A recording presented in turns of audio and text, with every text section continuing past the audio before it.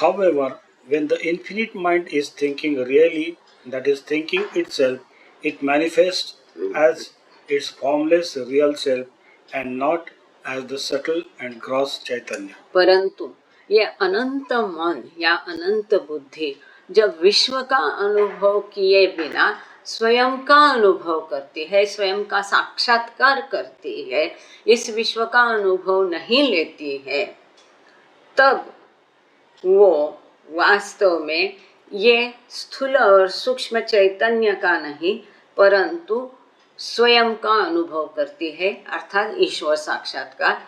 और वो अनुभव करती है कि मैं ये पेड़ पौधा ये विश्व नहीं हूँ परंतु मैं ईश्वर हूँ। The formless productive thinking produces the subtle and gross imagination. This same thinking, when it becomes false, subtle and gross, thinking realizes this subtle and gross imagination. Then again, this thinking, when it becomes real, unproductive, formless, thinking realizes itself. तो ये अत्यंत महत्वपूर्ण मुद्दा और कम शब्दों में यहाँ दिया है कि प्रोडक्टिव और अनप्रोडक्टिव थिंकिंग, सोचने वाला अर्थात कार्यरत मन और नहीं सोचने वाला कार्यरत नहीं ऐसा मन, वो मन है जो कार्यरत नहीं है, थिंकिंग नहीं है, जिसके मन में विचार नहीं है, जिसका मन कार्यरत नहीं हुआ है। ये कौन सी अवस्था होती है? परात्पर परब्रह्म अवस्था अर्थात बियॉन्ड गॉड स्टेट होता है। तो इस ये जो निराकार है उस अवस्था में वो कैसा है? निराकार है। ये निराकार मन, अनंत मन, यहाँ उसे प्रोडक्टिव थिंकिंग कहा है कि जो सक्षम है, निर्मिति सक्षम है, जो निर्मिति कर रहा है अर्थात निर्माता ये निर्मिति करता है, तब वो स्थूल और सूक्ष्म शरीरों द्वारा अपनी कल्पना का प्रकटीकरण करता है, अपनी कल्पना प्रकट करता है। तो हमने पिछले बार देखा था कि स्थूल और सूक्ष्म शरीर, स्थूल और सूक्ष्म जगत, स्थूल और सूक्ष्म जगत उस कल्पना के दो शरीर है। स्थूल और सूक्ष्म जगत ईश्वर की कल्पना के दो शरीर है। तो स्थूल जगत क्या है, सूक्ष्म जगत क्या है? इसका उत्तर है कि ईश्वर की कल्पना के ये स्थूल और सूक्ष्म जगत ये दो शरीर है। वही ईश्वर ये निर्माता की भूमिका में जब उसका मन कार्यरत होता है तो कल्पना द्वारा वो निर्माता बनता है, निर्मिति करता है और स्थूल और सूक्ष्म जगतों का निर्माण करता है। परंतु when it becomes false, यही ईश्वर अनंत बुद्धि जब मायावी तरीके से सोचती है, असत्य सोचती है, फॉल्स सोचती है, तब ये स्थूल और सूक्ष्म शरीर अर्थात कल्पना ये इसी कल्पना का अनुभव करते हैं। थिंकिंग, यहाँ थिंकिंग मतलब इसी के बारे में सोचती है, स्थूल और सूक्ष्म जगत के बारे में सोचती है, अर्थात ईश्वर की कल्पना का अर्थात इस विश्व का अनुभव करती है। देन अगेन फिर से दिस थिंकिंग, ये कोई इस विश्व का अनुभव करने वाला कोई अलग नहीं है, वो भी ईश्वर है आपके हमारे सभी के रूपों के द्वारा। इस विश्व को निर्मिति करने वाला भी वही ईश्वर है। और इस विश्व को अगेन तीसरा पॉइंट दिया है, देन अगेन दिस थिंकिंग, यही सोच, यही अनंत बुद्धि, यही विचार अर्थात यही निर्माता या अर्थात यही ईश्वर जब वो अनप्रोडक्टिव होता है, निर्मिति नहीं करता है, जब वो निराकार होता है, निराकार, then again this thinking when it becomes real, यही अनंत बुद्धि अर्थात ईश्वर जब वो निर्मिति नहीं करता है, अनप्रोडक्टिव फॉर्मलेस थिंकिंग, ऐसी सोच जो निराकार है। अनप्रोडक्टिव मतलब अब वो प्रगटीकरण और निर्मिति के चरण में है नहीं है, तब वो ना ही ये विश्व का अनुभव करता है परंतु स्वयं का अनुभव करता है, रियलाइजेज सेल्फ। उस समय वो स्वयं का अनुभव करता है। ये 3 अवस्था है। इसमें एक अवस्था है निर्माता की अवस्था, ईश्वर की, मतलब बियॉन्ड गॉड की स्टेट से वो गॉड परमात्मा इस अवस्था में आता है, वो अवस्था है। दूसरी वही ईश्वर परमात्मा विभिन्न रूपों के द्वारा अर्थात आत्माओं के द्वारा जब अपनी निर्मित कल्पना का या इस विश्व का अनुभव करता है, मतलब आत्मा के रूप में, दूसरी अवस्था। और वही आत्मा जब विश्व का अनुभव नहीं करते हुए स्वयं के बारे में सोचता है तो ईश्वर साक्षात्कार, पुनः ईश्वर अवस्था, परंतु सचेत ईश्वर अवस्था, not formless but with the form. ऐसी 3 अवस्था, प्रोडक्टिव और अनप्रोडक्टिव, यहाँ वर्णन किया है। Next paragraph. अगर इसमें किसी में भी आपको, अब थोड़ा हमारा काफ़ी व्यत्यय हुआ शुरू में हम लोगों को, पता नहीं किस वजह से आज इस बीच में कई लोग मीटिंग छोड़ के गए, कई छोड़ रहे आ रहे, तो डांस कर रहा है स्क्रीन। आपको भी अगर व्यत्यय होगा तो उसको फिर से एक बार हम पिनअप करेंगे,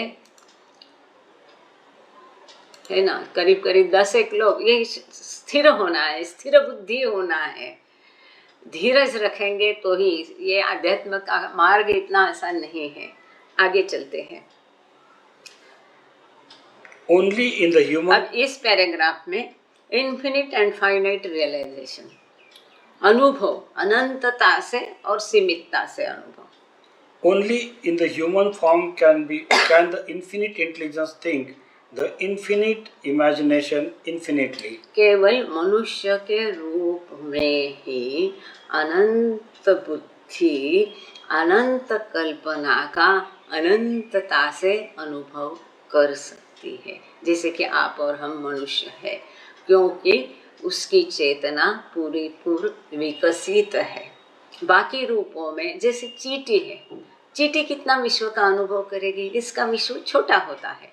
केवल मनुष्य का रूप संपूर्ण विकसित है और उसकी, जिसको बाबा ने परफेक्ट फॉर्म कहा है, जिसको क्रिएशन एंड कॉजेस में बाबा ने कहा मनुष्य का आकार या आकृति ये ईश्वर की प्रतिकृति है, ऐसे शब्द लिखा है। इसीलिए बाबा ने कहा था जब तक लोगों को हजम नहीं होता है, समझ में नहीं आता है, उस किताब को प्रकाशित नहीं किया जाएगा। तो ये मनुष्य का रूप पूरा विकसित है, उसकी चेतना पूरी विकसित है। इसके कारण ये कल्पना को, आखिर वो कल्पना ईश्वर की है तो वो अनंत होगी, और ऐसी अनंत कल्पना को मनुष्य पूरा अनुभव कर सकता है।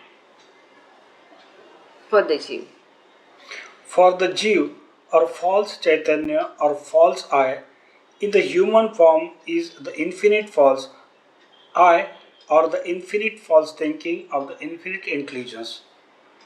Thus, only through the human form's Jeev or infinite false mind and its 2 most perfect bodies can the infinite intelligence infinitely realize the infinite subtle and gross imagination universe. इस प्रकार से अब ये देखो, आप ये सेंटेंस हम लेते हैं उदाहरण के लिए, एग्जाम्पल लेंगे। किताब को कैसे, जिनके पास, काफ़ी लोगों के पास किताब है, इस किताब को कैसे पढ़कर कैसा समझना है, या गॉड स्पीक्स को कैसे पढ़कर कैसा समझना है, इसके लिए हम ये उदाहरण लेते हैं। अब इसको हम इस सेंटेंस को सिंपल करेंगे। ये 3-4 लाइन का लंबा सेंटेंस है। अब यहाँ क्या किया है, इस प्रकार से जीव and its most perfect bodies can infinitely realize gross imagination. Simple हो गया. सिंपल क्यों हो गया? काफी सारे एडजेक्टिव थोड़ी देर के लिए हटा दीजिए, बाजू में रख दीजिए. एक पेन डायरी लेकर बैठना, पेंसिल लेकर बैठना कि क्या इसका सब्जेक्ट क्या है, ऑब्जेक्ट क्या है, वर्ब क्या है, कर्ता कर्म क्रिया पर ढूंढ लेना. अब मूल सेंटेंस क्या है? This only through the human forms जीव. अब यहाँ पहला कर्ता आ गया, जीव. Into bracket infinite false mind. जीवात्मा को ही इस किताब में बाबा ने अनंत असत्य मन कहा है, इन्फिनिट माइंड लिखा है, इन्फिनिट फॉल्स माइंड लिखा है. इस प्रकार से मनुष्य के रूप में जो जीव है वो क्या करता है? इस विश्व का अनुभव करता है. कैसे करता है? अपने दो शरीरों द्वारा. उसके मनुष्य के या जीव के दो शरीर कौन से है? स्थूल शरीर, सूक्ष्म शरीर. वो शरीर कैसे है? मोस्ट परफेक्ट है, परिपूर्ण है. और कौन सा विश्व मतलब क्या है? Gross imagination. स्थूल जगत का मतलब ईश्वर का कल्पना का अनुभव कैसा करता है? अनंतता से करता है. अब ये सेंटेंस फिर से पढ़ेंगे. Thus only through human forms जीव and its two most perfect bodies can the infinite intelligence infinitely realizes. मनुष्य के स्थूल और सूक्ष्म शरीरों द्वारा अनंत बुद्धि अनंतता से इस स्थूल विश्व अर्थात स्वयं की कल्पना का अनुभव करता है.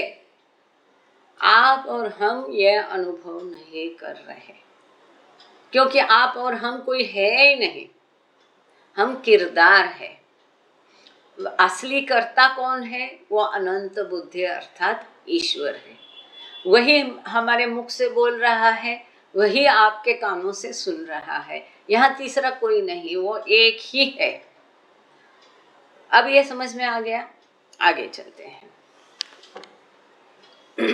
On the other hand, दूसरी तरह, through the finite false minds or the finite false eyes or jeeves and the imperfect bodies of the subhuman forms, the infinite intelligence realizes the infinite subtle and gross imagination infinitely. Finitely. Please be very careful. यहाँ एक का important. थोड़ा गलत पढ़ोगे तो फिर मुझे देखना ही पड़ेगा. सॉरी.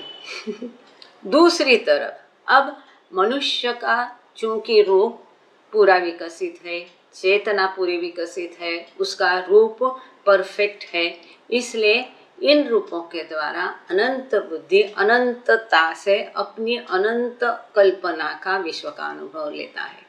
दूसरी तरफ जो उपमानवीय रूप है, मनुष्य के निचले के जो रूप है, उनके द्वारा वही ईश्वर उसी कल्पना का अनुभव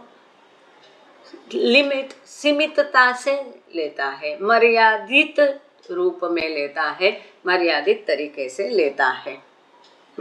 In other words, it thinks the subtle and gross universe in its finite aspect in accordance with the Chaitanya in these finite forms. तो दूसरी भाषा में संक्षेप में बाबा कहते हैं, ये जो स्थूल और सूक्ष्म जगत है, इसके फाइनाइट एस्पेक्ट, इसका सूक्ष्म रूप का मर्यादितता का अनुभव चैतन्य किस प्रकार से है रूपों में. दिस फाइनाइट फॉर्म्स, सीमित रूपों में चैतन्य जिस मात्रा में है, जिस अनुपात में है, उतनी मात्रा में, उस हिसाब में अनंत बुद्धि रूपों के द्वारा स्थूल और सूक्ष्म जगतों का अनुभव करती है. When the infinite... अब दूसरा पैराग्राफ आ रहा है. Infinite and finite states of mind, मन की अनंतता और मर्यादितता की अवस्था कैसी होती है, ये पैराग्राफ में हम देखेंगे। When the infinite intelligence thinks and realizes the infinite subtle and gross imagination, that is, when it knows, understands, feels, and experiences the subtle and gross universe infinitely, then it thinks falsely.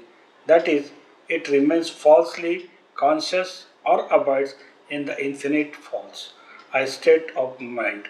यहाँ पर भी पूरा अभी 4 line का एक sentence है।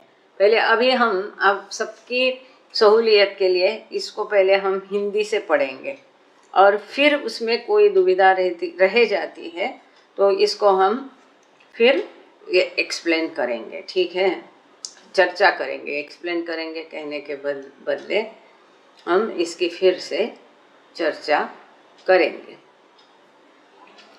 जब अनंत बुद्धि अनंत सूक्ष्म और स्थूल कल्पना को सोचती और अनुभव करती है, अर्थात जब वह स्थूल और सूक्ष्म ब्रह्मांड को अनंत रूप से जानती, समझती, अनुभव करती और बोध करती है, तब वह मिथ्या सोचती है, अर्थात वह मिथ्या चेतन रहती है या मन की अनंत मिथ्यामय अवस्था में रहती है। समझ में आ गया है? इन शॉर्ट, जब हम इस विश्व का अनुभव करते हैं तब हमारी सोच मिथ्या होती है। दूसरी भाषा में, जब वह परमात्मा इन रूपों के द्वारा अपनी अनंत स्थूल और सूक्ष्म कल्पना को अनुभव करती है, उसी के बारे में सोचती है, उसी का समझ उसको है, उसी का बोध उसको है, उसी को वो जानती है, तब वह उसका मिथ्या चेतन होता है, फॉल्स थिंकिंग होता है, गलत विचार होता है। दूसरे सादे शब्द में वो माया में रहती है, अपने आप को जीव समझती है, मनुष्य समझती है, औरत समझती है, पुरुष समझती है। इस प्रकार से आगे चलते हैं, पेज नंबर 38 पे जाएंगे। बट व्हेन द इन्फिनिट अच्छा, यहाँ पर अब मुझे डर है फिर से स्क्रीन प्रेजेंटेशन करेंगे तो ये चला जाएगा। चलो पहले ये पैरा पूरा करते फिर देखते हैं। But when the infinite intelligence thinks the finite, subtle, and gross imagination, that is, when it realizes the infinite, subtle, and gross imagination finitely, then it abides in the state of finite false I. This finite false mind state is caused by its finite, subtle, and gross thinking. In other words, by its realizing the subtle and gross universe in its finite aspects. Very very important. क्या कहा है इसमें? किंतु जब अनंत बुद्धि अपनी सीमित, सूक्ष्म और स्थूल कल्पना का अनुभव करती है, उसी के बारे में सोचती है, उसी को महसूस करती है, उसी को समझती है, तब जब वह सीमित, परिमित, लिमिटेड रूप से अनंत सूक्ष्म और स्थूल कल्पना का अनुभव करती है, तब वह माया में रहती है, सीमित, मिथ्यामय, फॉल्स में, मन की अवस्था में रहती है। मतलब आप और हम सबकी अवस्था कैसी है? Limited I, that too limited false I. क्यों? अज्ञान के कारण। हम अपने आप को समझते हैं मैं लड़का हूँ, मैं लड़की हूँ, मैं अमीर हूँ, मैं गरीब हूँ। ये हमारी मिथ्या सीमित सोच है। यह परिमित मिथ्या मन की अवस्था, ये जो हमारी अवस्था है अभी हम आप सबकी, ये कैसी है? लिमिटेड है, मिथ्या है, मिथ्या मन है। ये अवस्था क्यों आती है? क्योंकि हमारा सीमित, ग्रॉस और सटल, स्थूल और सूक्ष्म का जो अनुभव है उसके कारण आती है। इसका अर्थ है दूसरे शब्दों में सूक्ष्म और स्थूल ब्रह्मांड को उसके परिमित पहलुओं में अनुभव करने के कारण उत्पन्न होती है। हम पूरा अनुभव कर सकते हैं परंतु हम इसको सीमित मात्रा में अनुभव करते हैं। इसके कारण या उपमानवीय अवस्था में जब वो परिमित लिमिटेड अवस्था में उसका अनुभव करता है, उसका उपभोग करता है, तब ये अवस्था उत्पन्न होती है। आगे का चैप्टर संस्कारास एंड रियलाइजेशन। हाँ, वेरी गुड। थ्रू द सूक्ष्म एंड स्थूल शरीर the infinite intelligence in the infinite false mind state realizes its imagination in its two forms. However, if the infinite intelligence goes on thinking its finite, subtle and gross imagination, it cannot realize itself.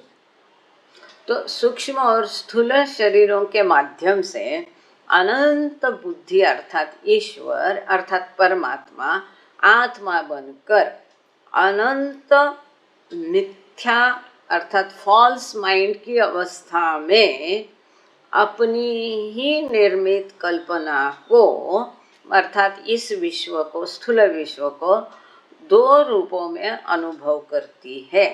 ये कौन से दो रूप है? Please continue, listening to you. अरे बाबा, आपने यहाँ तक पढ़ा ना? However, if the infinite intelligence goes on thinking its finite, subtle and gross imagination, it cannot realize itself. परंतु हालांकि यदि अनंत बुद्धि अपनी स्थूल और सूक्ष्म कल्पना का चिंतन करती रहती है तो वह स्वयं का साक्षात्कार नहीं कर सकती। इसका अर्थ जब तक हम माया में उलझ के रहेंगे तब तक हम ईश्वर साक्षात्कार प्राप्त नहीं कर सकते। जब हम माया से बाहर आएंगे, इस कल्पना का अनुभव करने के बदले सत्य के अनुभव की खोज करेंगे, प्रयास करेंगे, तब हम ईश्वर साक्षात्कार करेंगे।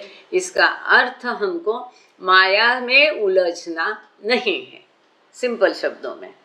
For sanskaras pile upon sanskaras and gather in the jiva, they attach themselves to the false I and get impressed on the false mind.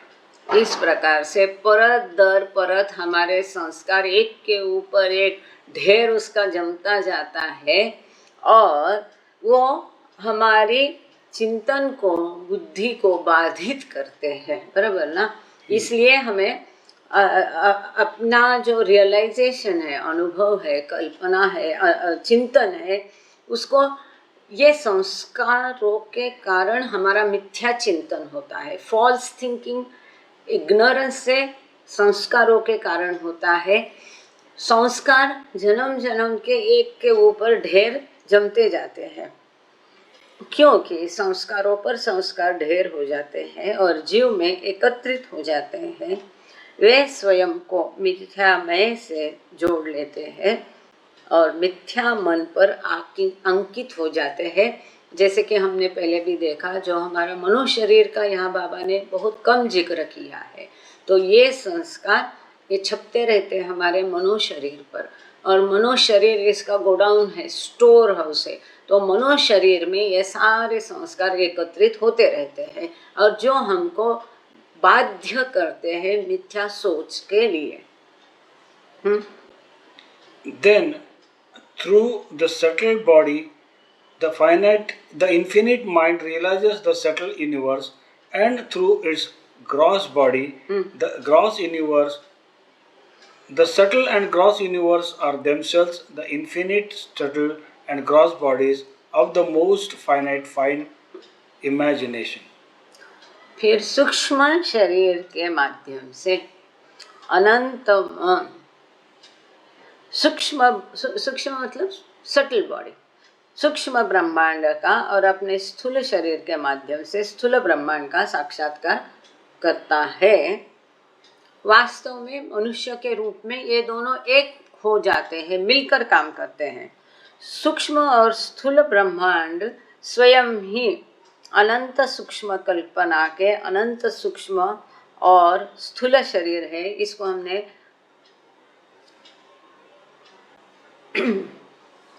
through the subtle body the infinite mind realized the subtle universe. This is important. इसको ध्यान दीजिए। इसका अर्थ क्या है?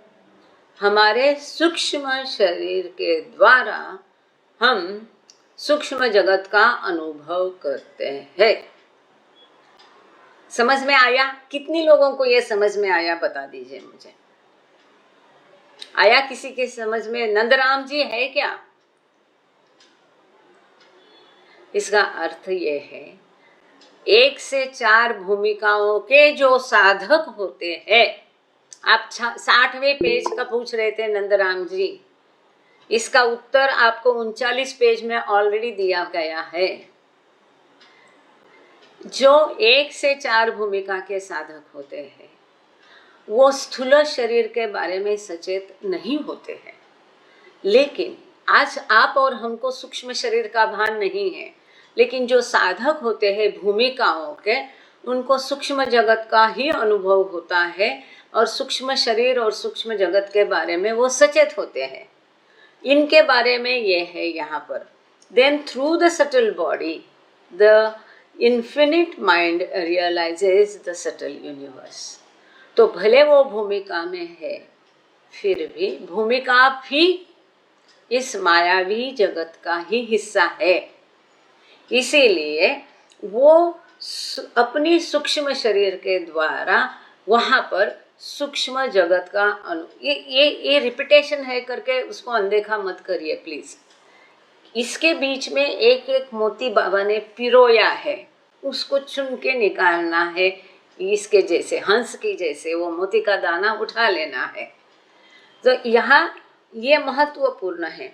आप बोलते हैं कब से ये स्थूल सूक्ष्म सटल ग्रास चल ही रहा है? नहीं, उसके बीच में जो बाबा ने बोला है कि जब असत्य तरीके से मन सोचता है, अपने संस्कारों के हिसाब से वो असत्य मन अपना अपना अनुभव करता है। फिर उसके आगे क्या होता है? जब वो आध्यात्मिक पथ पर जाता है, जब वो भूमिकाओं में जाता है, तब उसे सूक्ष्म शरीर का और सूक्ष्म जगत का भान आता है। तब अपने सूक्ष्म शरीर द्वारा वो सूक्ष्म का अनुभव करते हैं, है कि नहीं? एंड और दूसरा कहाँ अनुभव करता है? जैसे कि पहले हमने देखा, सामान्य मनुष्य स्वप्न अवस्था में भी अपनी सूक्ष्म शरीर द्वारा सूक्ष्म जगत का अनुभव करता है। सामान्य मनुष्य भी स्वप्न अवस्था में स्थूल विश्व के बारे में, वो ईश्वर की अनंत कल्पना का अनंत स्थूल विश्व के बारे में सचेत नहीं होता है, लेकिन अपने सूक्ष्म शरीर द्वारा सूक्ष्म का अनुभव करता है। कई लोग कहते हैं हमको स्वप्न नहीं पड़ते। बाबा कहते हैं हर एक को पड़ता है। बाबा ने अवस्थाएं दी है। कोई जब सोने जाता है तो पहले उसको स्वप्न अवस्था होती है, उसके बाद वो गहरी नींद में जाता है। फिर जब नींद टूटने लगती है फिर स्वप्न पड़ता है, फिर वो जागृत होता है। जिनको स्वप्न नहीं पड़ते ऐसे लोग बोलते हैं, उनको वो स्वप्न क्योंकि गहरी नींद की अवस्था में वो भी मिट जाते हैं, उनको याद नहीं रहते हैं, इसलिए वो कहते हैं हमको स्वप्न नहीं पड़ते। जैसे एरेज काका कहते थे कि मुझे कभी स्वप्न नहीं पड़ते, इतने वो थक जाते थे तो जैसे ये करेंगे सो जाते थे, गहरी नींद में चले जाते थे। तो इस प्रकार से सामान्य मनुष्य भी अपनी स्वप्न अवस्था में सूक्ष्म जगत का अनुभव करता है सूक्ष्म शरीर द्वारा। अब इस बात को यहाँ हम फिर रट लगाएंगे। एक बार मुझे बताइए कि कहाँ कहाँ सूक्ष्म शरीर द्वारा सूक्ष्म जगत का अनुभव होता है? 2 जगह, ठीक है। एक साधक है पहले से 4 भूमिका में, और दूसरा है सामान्य मनुष्य स्वप्न अवस्था में। अब यहाँ पर सामान्य मनुष्य स्वप्न अवस्था में जो अनुभव करता है अपने स्थूल देह द्वारा स्थूल जगत का, वही अनुभव 1 से 4 भूमिका का साधक जागृत अवस्था में जीते जागते करता है, नींद में और स्वप्न में नहीं। ये बड़ा फर्क है कि मनुष्य की निद्रावस्था और साधक की जागृत अवस्था का, जो आगे आएगा। हाँ, फिगर डालना पड़ेगा। एंड थ्रू द, ये एक मिनट, एंड थ्रू, ये लाइन रहेगा, through its gross body, the gross universe. The subtle and gross universes are themselves the infinite subtle and gross bodies of the most finite fine imagination. This is important. Most finite fine imagination मतलब कल्पना। कौन सी कल्पना? Fine मतलब मनोकल्पना, मन के द्वारा निर्माण की गई जो फाइनाइट मतलब मनोकल्पना है, उसका जो शरीर है, वो शरीर कल्पना का शरीर, ईश्वर के मन के द्वारा निर्माण की गई सूक्ष्माति सूक्ष्म कल्पना का शरीर, मतलब ये स्थूल और सूक्ष्म विश्व है। इस बात को सुंदर है, ये शब्द वाक्य फिर से पढ़ते हैं। The subtle and gross universe are themselves the infinite subtle and gross bodies of the most gross bodies of the most finite fine imagination. मतलब ये विश्व और कुछ भी नहीं है, पर शरीर है। किसका शरीर है? ईश्वर की कल्पना का ये शरीर है। अब यहाँ 2 मिनट हम एक आकृति यहाँ दिखाना जरूरी है, तो थोड़ी रिस्क लेते हैं रिकॉर्डिंग।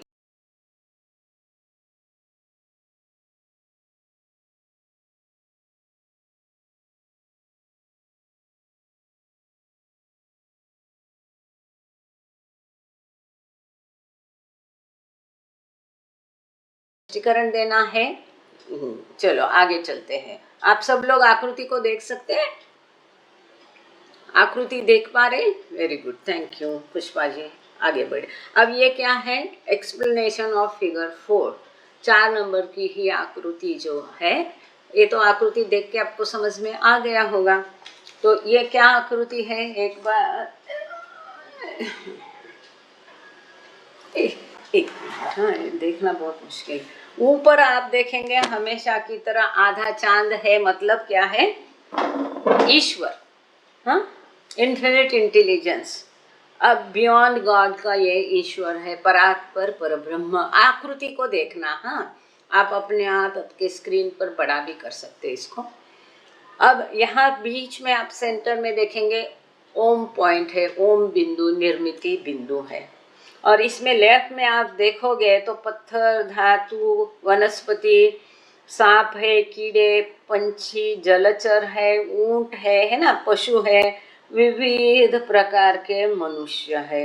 ये प्रपोर्शन देखो, पशु जगत तक का। यहाँ पर बंदर दिखाया है, बंदर के पीठ पर एक छोटा बच्चा भी दिखाया है ना, तितली भी दिखाई है, चूहा भी दिखाया है। बड़ा सुंदर चित्र है। और इसके प्रपोर्शन में मनुष्य के जन्म देखो, इसमें भिखारी भी है, राजा भी है, अपने उपासनी महाराज जैसे भी एक साधक भी दिखाए हैं, और लड़की है, बच्चा है, एक गरीब है, ऐसा सब दिखाया है।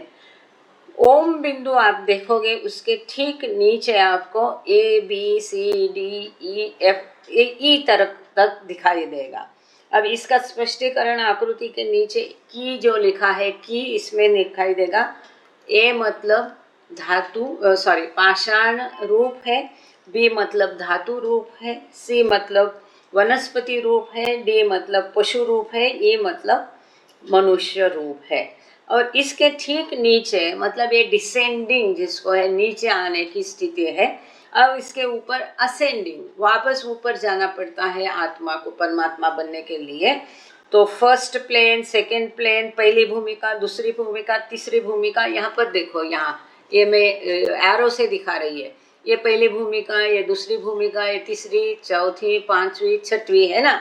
और ये 7वीं भूमिका में ये फिर अर्धगोल आ गया है। यहाँ आत्मा को ईश्वर साक्षात्कार होता है। ओम बिंदु सृष्टि की निर्मिति हो गई, आत्मा का, परमात्मा का आत्मा बनता है और अनेक रूपों में, एरो को देखिए, अनेक रूपों के माध्यम से उसका प्रवास शुरू होता है, उसके रूपों का विकास होता है, चेतना का विकास होता है। इस प्रकार से यहाँ से फिर उसका आगे प्रगति होती है, उसकी चेतना प्रगल्भ होने लगती है और आध्यात्मिक पथ पर प्रवेश करने के पश्चात ये भूमिकाओं के द्वारा 7वीं भूमिका में उसको इन्फिनिट रियल माइंड, ये जो असत्य मन है, इन्फिनिट फॉल्स माइंड है, ये इन्फिनिट फॉल्स माइंड अनंत सत्य मन बन जाता है, परमात्मा बन जाता है। वो परमात्मा है ही, चूंकि अज्ञान और संस्कारों के कारण वो अपने आप को ये सारे रूप समझता था जो लेफ्ट में है। अब वो समझ जाता है, अरे मैं तो ईश्वर था, मैं ईश्वर हूँ और ईश्वर रहूँगा। ये साक्षात्कार यहाँ पर उसको इतनी सारे युगों के पश्चात होता है। अब यहाँ इन्फिनिट फॉल, यहाँ राइट की ये आकृति की ये जो कमाल आप देख रहे हैं राइट साइड में, यहाँ से यहाँ लिखा है, आप पढ़ नहीं पाएंगे, मुश्किल है। फाइनाइट फॉल्स थिंकिंग, ये मतलब यहाँ तक आप आकृति में देखो, मेरा कर्सर आप देख पा रहे हैं, ये जो बाण है सफ़ेद, इसको देख पा रहे हैं जी? थैंक यू शशि जी। तो यहाँ तक आप ई तक देखो, ये असत्य बुद्धि चल रही है, उसकी बुद्धि कैसे असत्य थिंकिंग है, विश्व का अनुभव उसी में डूबा है वो। लेकिन यहाँ से सत्य की खोज उसकी शुरू हो गई, अपने अंदर के अंदर में झांक रहा है और यहाँ पर इन्फिनिट रियल थिंकिंग, वास्तव का सच सोच यहाँ उसकी शुरू होती है इन भूमिकाओं के द्वारा। साथ ही में राइट में आप ये चांद देखोगे, राइट हैंड साइड में या आधा चांद जैसा आकार देखोगे तो यहाँ पर लिखा है इवोल्यूशन, बाहर के चांद में लिखा है इवोल्यूशन ऑफ चैतन्य, मतलब चेतना की उत्क्रांति। अंदर की तरफ इस चांद को लिखा है, मेहर बाबा क्या है,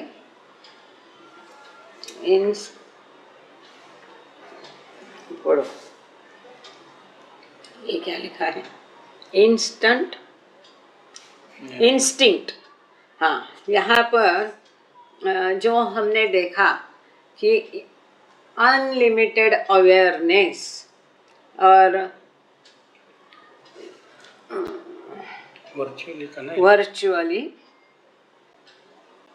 इसके बाद में इंस्टिंक्ट, मतलब ये जहाँ जो वनस्पतियाँ, यहाँ ये इंस्टिंक्ट आ गया, सहज प्रवृत्ति हो गई। ये मनुष्य हो गया, यहाँ रीजन, ये है ना, ये रीजन है, मतलब तार्किकता आ गई। और यहाँ पर इंस्पिरेशन आ गया, ये यहाँ नीचे आध्यात्मिक मार्ग पर ये इंस्पिरेशन यहाँ पर आ गया है।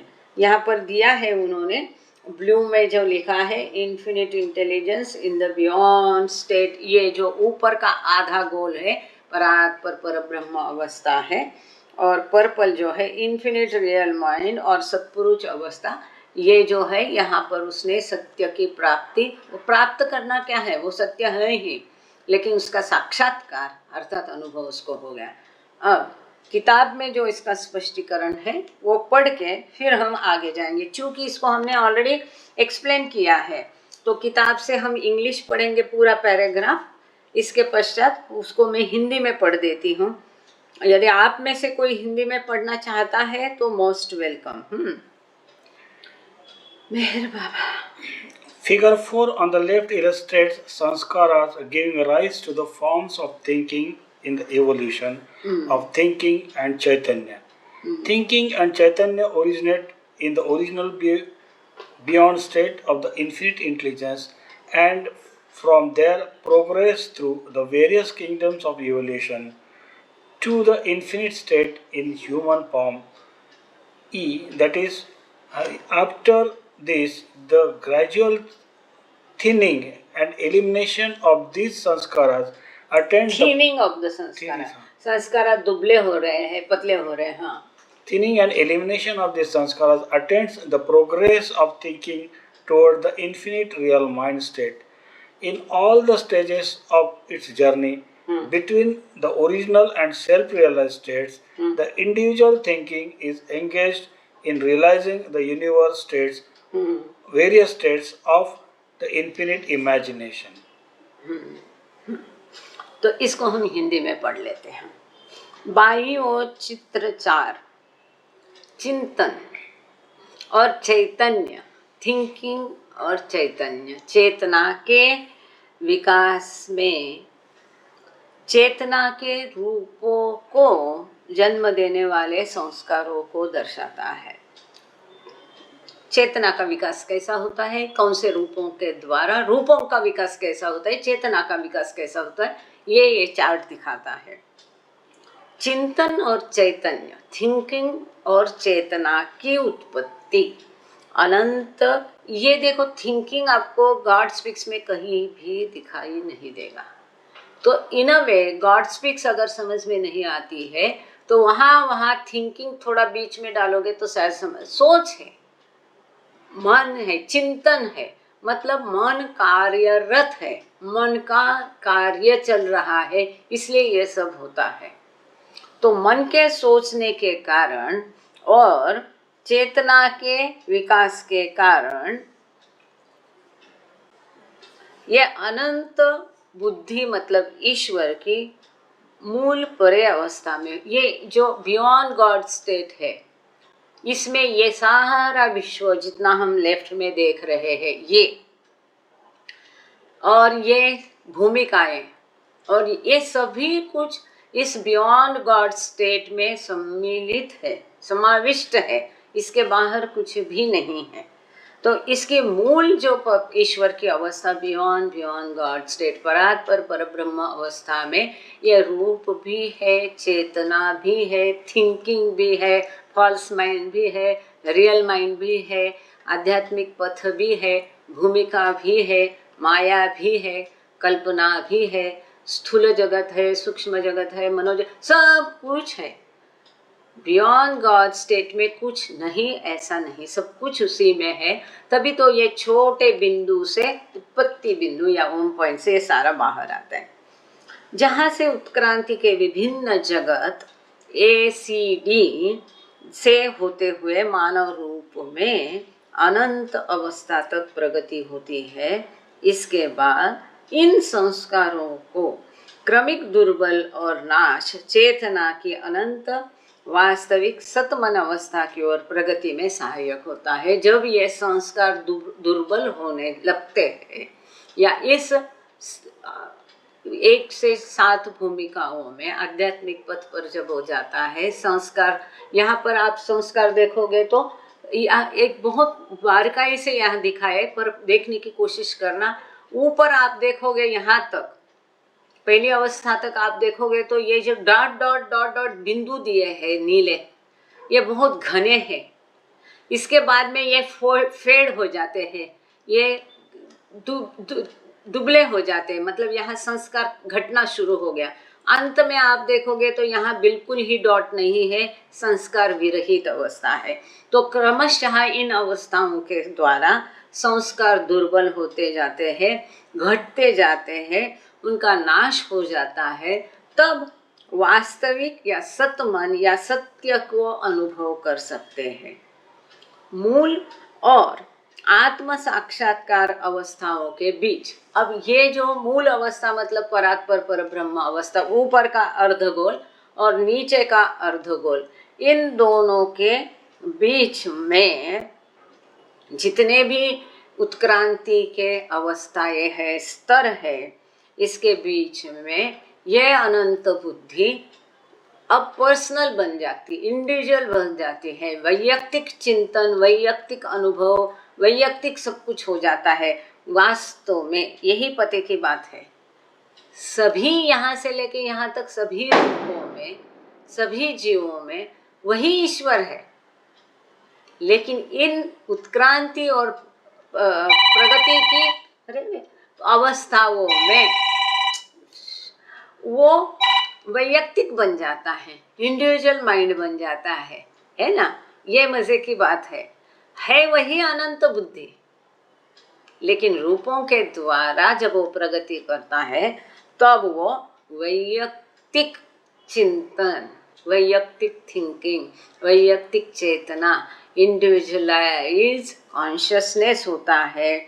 और इस प्रकार से वही अनंत बुद्धि विविध प्रकार की प्रगति करके अपनी जो अनंत कल्पना है उसकी विभिन्न अवस्थाओं को अनुभव करने में लगा रहता है ना। मजेदार खेल है ना, ईश्वर का खेल है तो मजेदार होगा ही। 10 the imagination exists in 3 states. इस प्रकार से एक ईश्वर की जो कल्पना है ये 3 अवस्था में रहती है। वो कौन सी अवस्थाएं हैं? 1. The fine, which is its original, latent, most finite, formless, unknown, unproduced, uncreated, unthought state, where there is no thinking, no vibration, no consciousness in the infinite intelligence. बहुत सुंदर, बहुत अच्छा है कि वो परात्पर पर ब्रह्म अवस्था अत्यंत मूल अवस्था है जिसमें सब कुछ है, मूल रूप से है। लैटेंट मतलब सुप्त रूप से है। मोस्ट फाइनाइट अत्यंत सूक्ष्म तरीके से है। निराकार है, अज्ञात है। यहाँ अनप्रोड्यूस्ड मतलब अभी तक प्रकट नहीं हुआ, अप्रगट अवस्था में है। अनुत्पादक, अप्रगट सही शब्द है, अभी प्रकट नहीं हुआ है, अभी निर्मित नहीं हुआ है और इसके बारे में सोचा नहीं, ऐसी अवस्था है जहाँ कोई सोच नहीं, विचार नहीं, थिंकिंग नहीं, चिंतन नहीं, गलत नहीं, असली नहीं है, जहाँ पर कोई मन कार्यरत ही नहीं है, जहाँ कोई वाइब्रेशन नहीं है, उसके मन में कोई हलचल नहीं, जहाँ कोई चेतना तक नहीं है, ऐसी वो अनंत बुद्धि की अवस्था है, अर्थात परात्पर पर ब्रह्म अवस्था, जिसको बाबा ने टिफिन लेक्चर में बेभान भगवान लिखा है। ये भगवान है, सब कुछ उसके पास है, सभी उसके अंदर है, अनंत शक्ति है, ज्ञान है, आनंद है, बुद्धि है, लेकिन उसको पता ही नहीं कि मेरे पास ये सब कुछ है। इसके लिए मुझे वो बाबा का शब्द जो है एकदम अपनी लेमैन्स लैंग्वेज में बेभान भगवान, वो बहुत पसंद है। ऐसी ये पहली अवस्था है, ये ईश्वर की अनंत कल्पना की पहली अवस्था, मतलब परात्पर परब्रह्म अवस्था। अब दूसरी अवस्था कौन सी है? ये विश्व जिसको हम देखते हैं, ये The subtle, which is the infinite astral state. दूसरी अवस्था प्राण जगत है, क्योंकि यही प्राण जगत सबका आधार है, स्थूल का, जहाँ पर बाबा ने सूक्ष्म और एस्ट्रल वर्ड दोनों को इकट्ठा लिया। क्योंकि जो बाबा ने मेरे ख्याल से गॉड स्पीक्स में या क्रिएशन कॉजेस में कहाँ पर बाबा ने बताया है कि वास्तव में 21 जगत होते हैं। जो हम समझते हैं स्थूल जगत, सूक्ष्म जगत, मनोजगत, इतना ही नहीं होता है। ऐसे कोई ये भारत से पाकिस्तान सीमा जैसा ऐसा कोई सीमा नहीं होती है इन जगतों की, वो धीरे धीरे फेड होते जाते हैं। ये दोनों जैसा स्थूल और सूक्ष्म, सूक्ष्म और मनो, स्थूल और मनो, ये तीनों जगत के मिल के और 14 जगत होते हैं। इस प्रकार से हर जगत जो है, जैसे कि स्थूल जगत के साथ, सूक्ष्म जगत के साथ और मनोजगत के साथ उपजगत होते हैं। दोनों के मिलकर एक जगत, इसको बोलते हैं उपजगत। इस प्रकार से हर तीनों जगत के, हर तीनों के साथ साथ 7 into 3 21 जगत होते हैं। तो खैर, तो ये कल्पना का दूसरा जगत बाबा ने समझने के लिए कहा है सूक्ष्म और एस्ट्रल वर्ल्ड है। और तीसरा जगत जो है, जो प्राण जगत के आधार पर निर्माण होता है, जो आँखों को दिखता है, उनकी कल्पना जो आँखों को दिखती है, वो स्थूल जगत है, ग्रॉस वर्ल्ड, जो कि अनंत भौतिक जगत है।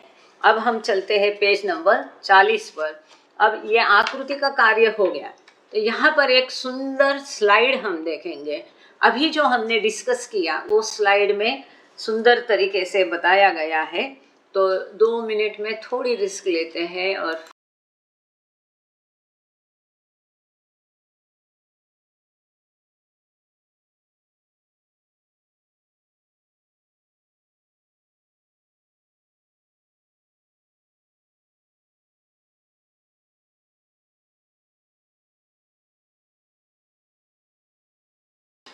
आप इसको देख पा रहे हैं? थोड़ा सा हेडिंग इसका कट गया है। स्टेट्स ऑफ इमेजिनेशन, कल्पना की अवस्थाएं। वही ईश्वर, उसी ईश्वर की कल्पना की क्या क्या अवस्थाएं होती है उसको यहाँ स्लाइड में बताया गया है। पहले हम किताब से पढ़ेंगे और फिर स्लाइड से पढ़ेंगे, या तो स्लाइड से पहले पढ़ लेते हैं कि काम करो सब दिखेगा। ये पहली अवस्था है अविज्ञात संसार, अविज्ञात, अनजान, अनजान संसार है जो किसी को मालूम नहीं है, जो इनडिस्टिंक्ट विश्व है। ये विश्व कैसा है? और दूसरा विश्व है मनोसंसार, मनोजगत, जो कि आध्यात्मिक है, मानसिक जगत है। और तीसरा जगत जो है प्रत्यक्ष जगत, प्रत्यक्ष संसार मतलब स्थूल जगत, जिसको हम आंखों से देखते हैं। अब हमको मनोजगत आंखों से दिखता नहीं है, सूक्ष्म जगत आंखों से दिखता नहीं है, लेकिन उसी ईश्वर के, उसी अनंत कल्पना का स्थूल जगत को हम महसूस कर सकते हैं, अनुभव कर सकते हैं, देख सकते हैं। तो इसको है परसेप्टिबल और एक्चुअल वर्ल्ड। इसको हम किताब से पढ़ेंगे। अब हम है पेज नंबर 40 पर।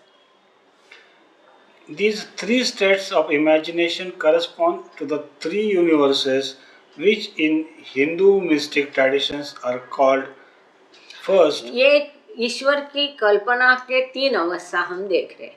ईश्वर की इस 3 अवस्थाओं को वेदों में इस प्रकार से लिखा गया। ये जो शब्द आप यहाँ पर देख रहे हैं, अविज्ञात, मानसिक और प्रत्यक्ष, ये हिंदू वैदिक शब्द है।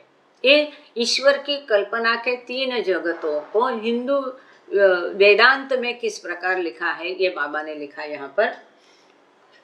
पहले हाँ, पहला है अविज्ञात संसार, लिटरली द अननोन और इनडिस्टिंक्ट वर्ल्ड, मतलब यह बिल्कुल अनजान जगत है, इसीलिए उसका नाम अविज्ञान लिखा है कि जो ज्ञात नहीं है, जिसको हम समझ नहीं सकते, जिसको हम देख नहीं सकते, जिसको हम महसूस नहीं कर सकते, अनुभव कर सकते, जो हमको बिल्कुल अनजान है, इसलिए अविज्ञात संस्कार है पहला जगत।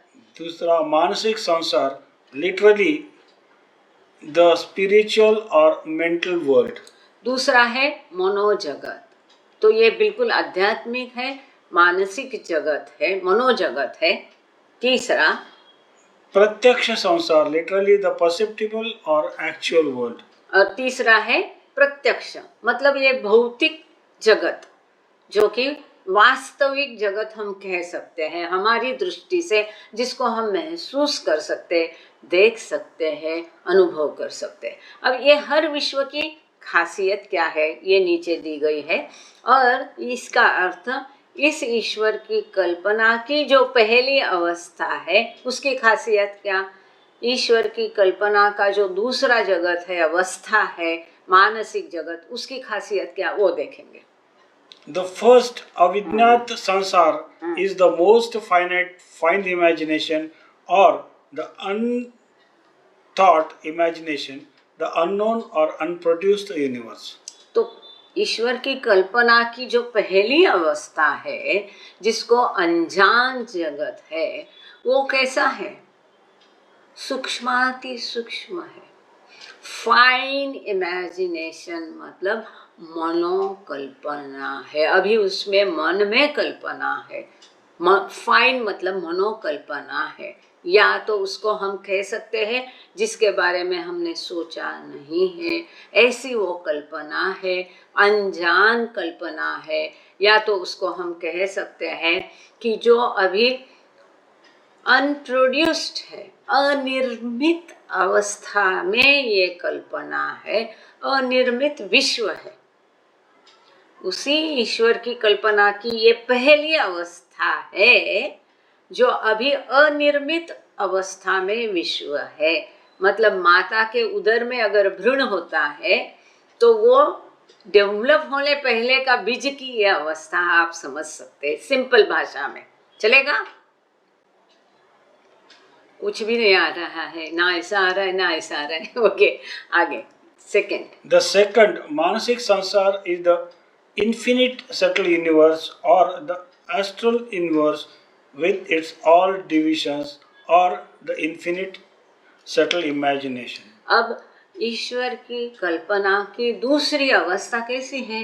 ये मनोजगत है, आध्यात्मिक जगत है। ये कैसा है? ये भी अनंत है, सूक्ष्म जगत है। पहला कौन सा था? मनोजगत था। अब दूसरा कौन सा है? कल्पना, मतलब मन में उभर आई है। अब इस कल्पना में प्राण आ गया तो ये सूक्ष्म जगत हो गया। वो ईश्वर की कल्पना की दूसरी अवस्था मतलब सूक्ष्म जगत। इसको कह सकते हैं, या तो ये कह सकते हैं astral world with, this is important. अब इसको ध्यान दीजिएगा, ये किताब में नहीं मिलेगा, पर इसको समझ लीजिएगा। क्यों? क्योंकि बाबा ने यहाँ क्या शब्द उपयोग किया है? With all it's divisions. ये कौन सा जगत? एक कल्पना की कौन सी अवस्था है? सटल जगत है, सूक्ष्म जगत है, अपने सभी उपजगतों के साथ। सूक्ष्म जगत के अपने कितने उपजगत है? 14 उपजगत है। कैसे? तो सूक्ष्म, अब इसको ध्यान देना, यहाँ पर मैं कर्सर बता रही हूँ। आप कर्सर देख रहे हैं? सभी लोग कर्सर देख रहे हैं? यहाँ पर ये बाण दिख रहा है आपको नीला में, ये घूम रहा है? नहीं दिख रहा है? किसी को भी नहीं दिख रहा है? ये रहा, किसी को भी नहीं दिख रहा। अब दिख रहा है? किसी को भी नहीं दिख रहा है। ओके, कोई बात नहीं है। मुझे नहीं मालूम क्यों नहीं दिख रहा है। अब दिख रहा है? कलर देते तो नहीं, बाद में करेंगे। अभी अनफॉर्चुनेटली आपको नहीं दिख रहा है तो छोड़ो, कोई बात नहीं, हम आगे बढ़ते हैं। अब ये बीच वाला जो नीला कॉलम है ना, ये सूक्ष्म जगत है। ठीक है, ये समझ में आ गया? ये सूक्ष्म जगत है कल्पना का। ओके, अब ये सूक्ष्म जगत प्लस इसमें ऐड करना ये लेफ्ट का मनोजगत, ऐसा ये दोनों का मिलके 7 उपजगत होते हैं। अब ये बीच का सूक्ष्म जगत और राइट हैंड साइड का ये हरा जो है, ये स्थूल जगत। ये सूक्ष्म और स्थूल जगत के 7 उपविभाग होते हैं। इस प्रकार से अकेला सूक्ष्म जगत के 14 उपविभाग होते हैं। स्क्रीन पर आपको ये दिख रहा है, यहाँ पर एस मतलब subtle multiplied by 7 plus S multiplied by 7 is equal to 14। ये 14 दिखा आपको? नीला कॉलम में 14 दिखा? नीला में 14 देखिए। नीला जो प्यारा है कॉलम है, नीला कॉलम दिखाई दे रहा है आपको? नीला कॉलम, ठीक, उसमें 14 दिखाई दे रहा है। ये 14 देखो, 14। हाँ, तो इस प्रकार, थैंक यू दीदी, इस प्रकार से बाबा ने कहा ये सूक्ष्म जगत को हम एस्ट्रल जगत विथ ऑल इट्स डिवीजन, ये सूक्ष्म जगत के सभी उप प्रकारों के साथ, मतलब कितने प्रकार हो गए सूक्ष्म जगत के? 14 उप प्रकार हो गए। कुल मिला के जगत कितने हैं? 21 जगत है। जिस प्रकार के सूक्ष्म के 14 जगत है, उसी प्रकार के स्थूल के और मनोजगत के भी और 7 जगत है, दोनों मिलके। इसके लिए कुल मिलके 3 जगत है, मनोजगत, सूक्ष्म जगत, स्थूल जगत। हर एक के दूसरे के मिलाप के साथ जो उपजगत है 7 into 3, ये नीचे दिया है टोटल डिविजन 7 जगत multiplied by 3 is equal to 21 होते हैं। इसलिए हर एक शब्द को महत्व देना है, समझना है कि बाबा ने क्यों कहा ऐसा। तो वह ईश्वर की कल्पना का दूसरा जगत उसकी सारी उपजगतों के साथ, या तो उसको हम कहते हैं अनंत सूक्ष्म कल्पना। अब इस सूक्ष्म कल्पना का तीसरा प्रकार अर्थात अपना विश्व जो हम महसूस कर सकते, देख सकते, अनुभव कर सकते, स्थूल जगत, जिसको यहाँ पर कहा है प्रत्यक्ष संसार is the infinite gross or material universe or the infinite gross imagination. तो तीसरा ईश्वर की कल्पना का जगत है ये प्रत्यक्ष भौतिक स्थूल विश्व जगत। ये तो अनंत स्थूल जगत है, या उसको मटेरियल यूनिवर्स मतलब भौतिक जगत कह सकते हैं, या तो उसको हम कह सकते हैं अनंत स्थूल कल्पना। ये भी ईश्वर की हमारा जो जगत जिसमें आज हम रह रहे ऐसा हम मानते हैं, हमारा जगत जिसमें हम हवा ले रहे, पानी पी रहे, पानी नहा रहे हैं, हम रह रहे, सो रहे, ये जगत जो है वास्तव में ईश्वर की कल्पना की तीसरी अवस्था है और कुछ भी नहीं है। क्या है ये? ईश्वर की कल्पना की तीसरी अवस्था। अब आगे चलते हैं, हेडिंग पढ़ो। Thinking as producer and realizer. अब आगे हम चलते हैं कि ये जो थिंकिंग है, विचार है, मन की हलचल है, यही निर्माता है और यही अनुभव करता है, दूसरा कोई नहीं अनुभव करता है। What produces the second and third sansar out of the first, that is, what produces fourth, the fine universe into infinite subtle and gross form, is the thinking or unconsciousness of the infinite intelligence. प्रथम से द्वितीय और तृतीय संस्कारों का निर्माण अर्थात जो सूक्ष्म जगत को अनंत सूक्ष्म और स्थूल रूप से उत्पन्न करता है, वह अनंत बुद्धि की चिंतनशीलता या चेतना है। ये जो है ये मन है। ये या अब फिर से स्क्रीन पर देखना, पीला जो है लेफ्ट साइड का, ये नीला और हरा को जन्म दे रहा है। ये ईश्वर की चेतना है, चिंतन है, थिंकिंग है, विचार है, सोच है, या वो ईश्वर का मन कार्यरत हो गया, उसमें हलचल हो गई और उसके अंदर जो था वो बाहर आ गया। इसके द्वारा इन दोनों को जन्म दिया जाता है। अब समझ में आ गया होगा कि मनोजगत सबका मूलाधार क्यों है और मनोनाश क्यों जरूरी है। सारा खेल मन से लेके मन का है, इसलिए मन का नाश होना जरूरी है। वहाँ उसका मन कार्यरत हो गया अर्थात चिंतनशील हो गया, और इसके कारण ये सूक्ष्म और स्थूल जगत की निर्मिति हो गई। यही चिंतनशीलता, पढ़ा क्या आपने? नहीं, and this thinking again is what makes the infinite intelligence realize either the two universes or itself, as the case may be. और यही चिंतनशीलता या मन का कार्यरतता है जो अंततः उस अनंत बुद्धि को या तो ये सूक्ष्म और स्थूल जगत को अनुभव कराती है या स्वयं का अनुभव कराती है। Heading The unconscious, conscious and superconscious states. Unconscious, The unconscious, conscious and comma पढ़ो ना। तो अचेत, चेत, चेत, चैतन्य, चेत, चेतनापूर्ण, और सुपर कॉन्शियस, क्या बोलते हैं उसको? सुपर कॉन्शियस को अनंत,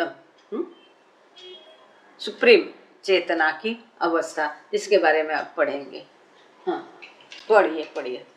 in the unconscious state of infinite intelligence, the fine universe exists, but consciousness does not. कितनी मजे की बात है। अनंत बुद्धि की अचेतन अवस्था अर्थात बियॉन्ड गॉड स्टेट अर्थात परात्पर पर ब्रह्म अवस्था में सूक्ष्म जगत रहता तो है, होता है, अस्तित्व में होता है, विद्यमान होता है, लेकिन वहाँ चेतना तो नहीं रहती है, भान नहीं रहता है, कॉन्शियसनेस नहीं होता है। समझ में आया? अनंत परात्पर पर ब्रह्म आया। थैंक यू आगे। When, Yes. when infinite intelligence is in the conscious state, the subtle and gross universe exists, as does consciousness. अब मजे की बात देखो, ये अवस्था है परात्पर पर ब्रह्म अवस्था, जहाँ चेतना नहीं, सब कुछ है, लेकिन जब उसको चेतना आती है, उसका मन कार्यरत हो जाता है अनंत बुद्धि का, तब ये सूक्ष्म जगत और स्थूल जगत अस्तित्व में आता है। जब अनंत बुद्धि चेतन अवस्था में होती है, उसका मन कार्यरत होता है, उसको भान आ जाता है, वो सोचता है मैं कौन हूँ को हम, तब ये सूक्ष्म और स्थूल जगत अस्तित्व में आते हैं और उसको चेतना भी आती है, कॉन्शियसनेस आता है, भान आता है। परंतु अब उसका भान गलत भान है, वो कभी अपने आप को पाषाण, पत्थर, धातु, वनस्पति, कीड़ा, पंछी, पशु, मनुष्य समझता है। In the superconscious state of infinite intelligence, once again the original fine universe exists, but now infinite intelligence retains its newly gained consciousness. अब अनंत बुद्धि, इन्फिनिट इंटेलिजेंस अर्थात परात्पर पर ब्रह्म जो है, अति चेतन सुप्रीम कॉन्शियसनेस अवस्था जो है, अति चेतन अवस्था, सुपर महाचेतन अवस्था, अनंत चैतन्य अवस्था में एक बार फिर उसमें भी पूरा विश्व उसके अंदर अस्तित्व में रहता है, लेकिन अब वही अनंत बुद्धि को हम का उत्तर सोहम मिल गया है। अब यहाँ ईश्वर सभी जानता है, सभी की उसको चेतना है, साथ ही सबसे महत्वपूर्ण है, साथ ही जिसको गॉड स्पीक्स में लिखा है, अन्य जगह लिखा है, इस अवस्था में उसको अपनी मूल अवस्था का भी भान रहता है, मतलब उसको अपनी बियॉन्ड गॉड स्टेट का परात्पर परब्रह्म अवस्था का भी भान इस अवस्था में उसको रहता है, वो जाता नहीं है। He is conscious of his that state also. अब ये कैसा होता है, इसको समझने के लिए जैसा कि देखो, हम बूढ़े हो गए, कभी हम जवान थे, कभी हम बच्चे थे, कभी बालक थे, एकदम इन्फेंट ने नवजात थे। इस अवस्था में हम प्रगत होके आज इस अवस्था तक पहुंच गए, ठीक है, लेकिन बूढ़े होने के बावजूद हमारी वो बचपन की अवस्था का हमें भान है कि हम ही बचपन थे। Is it okay? Okay, good, आगे चलो। To sum up, then it is only in the unconscious ordinary sound sleep state or in the superconscious Sadguru awake state that the fine, unthought, unproduced, formless imagination exists, but imagination goes unrealized in these two states.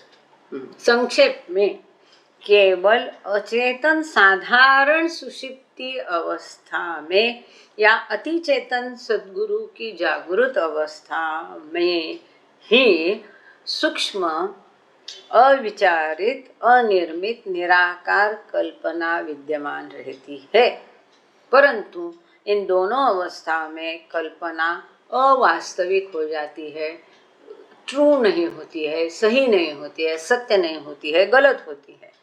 संक्षेप में क्या, और ये इससे नहीं जमेगा, यही से original से मुझे जमेगा। कहाँ है वो? To sum up. Where it is? हाँ, to sum up. तो सामान्य मनुष्य की जो एकदम गाढ़ निद्रा अवस्था होती है, इस अवस्था में और सद्गुरु अवस्था में ये जो विश्व कल्पना है वो रहती है। कौन सी कल्पना? जो पीला में दी है, फिर से यहाँ देखिए, ये स्क्रीन पर देखिए। अविज्ञात संस्कार, अनजान जगत, जो अभी निर्मित नहीं है, जो निराकार है, फॉर्मलेस है, ऐसी अवस्था मनुष्य की गाढ़ निद्रा में होती है, साथ ही में सद्गुरु में भी होती है। अब यहाँ फर्क ये है, मनुष्य की गाढ़ निद्रा में हमारी स्थूल की पूरी चेतना जाती है। जितने समय हम गाढ़ निद्रा में है, गाढ़ निद्रा कहा यहाँ, स्वप्नावस्था नहीं है, जितने समय में हम गाढ़ निद्रावस्था में है, उतने समय तक हमारे संस्कार टेम्पररी नष्ट हो जाते हैं। मैं उसको बोलती है हम परात्पर पर ब्रह्म अवस्था में चले जाते हैं। ये बाबा ने भी कहा है, जब हम गाढ़ निद्रा में मनुष्य होता है तो वो परात्पर पर ब्रह्म अवस्था में चला जाता है। मतलब वहाँ हमारी अवस्था ये पीला जैसा होती है, अनजान जगत में। अब ऐसा जहाँ हमारा अस्तित्व तक हमको एहसास नहीं होता है, हम कहाँ सोए हैं, ये विश्व चाहे महल में हो चाहे फुटपाथ में हो, एक जैसा वहाँ प्रतीत होता है, वहाँ कोई उसका भान नहीं रहता है। ये गाढ़ निद्रा, सावध जो है, जहाँ भान है, निद्रा पूरी नहीं है, गाढ़ निद्रा नहीं, उस अवस्था में नहीं, एकदम गाढ़ निद्रा में कुछ भी हमारे लिए अस्तित्व में नहीं होता है, सब निराकार होता है, कोई भी आकार फॉर्मलेस हो जाता है। यही अवस्था सद्गुरु की भी होती है, लेकिन वो जागृत अवस्था में इस अवस्था का अनुभव करता है।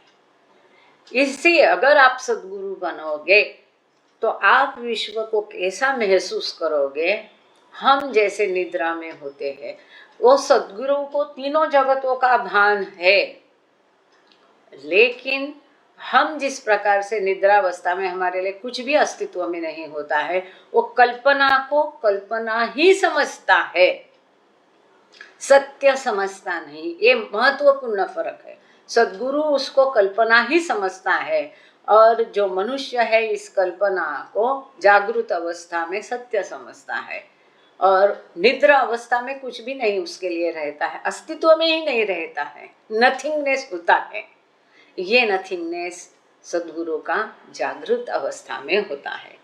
But imagination goes unrealized in this two states. ये दोनों जो अवस्था है, सद्गुरु की जागृत अवस्था और मनुष्य की गाढ़ निद्रा अवस्था, हम यहाँ सुषुप्ति नहीं कहेंगे, सुषुप्ति साधु संतों की होती है, इसलिए हम इसको गाढ़ निद्रा ही कहेंगे। सामान्य मनुष्य की गाढ़ निद्रा अवस्था में ये जो ईश्वर की महान कल्पना है, ये अनुभूत हो जाती है, इसका हम अनुभव नहीं करते हैं। उतने समय के लिए हम वो अनुभव को स्टॉप कर देते हैं। आगे पेज नंबर 41, हेडिंग है The infinite mind thinking really and thinking falsely.